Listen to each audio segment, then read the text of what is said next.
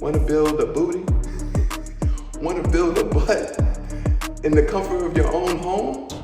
I'm going to show you guys on how to do that.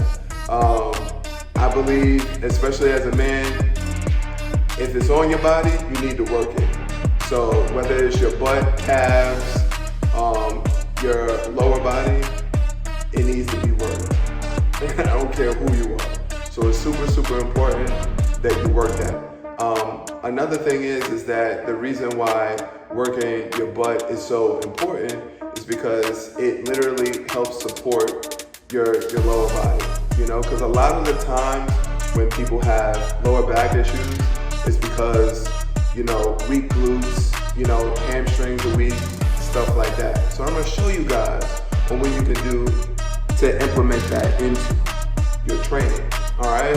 So you're gonna grab a mat or grab a floor in the comfort of your own home. Literally, this is how you're gonna set up. So literally here,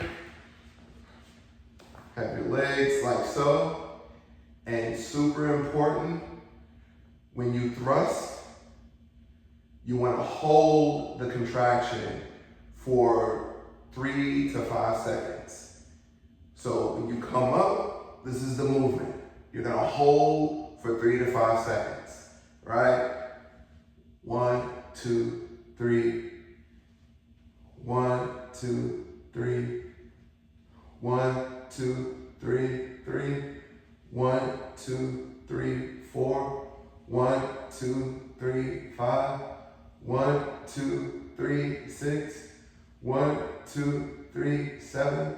1, 2, 3, 8. 1, 2, 3, 9. 1, 2, 3, 10. All right. So I would highly recommend doing anywhere between like 3 to 4 sets. You can start off with like 3 sets of 12 to 15.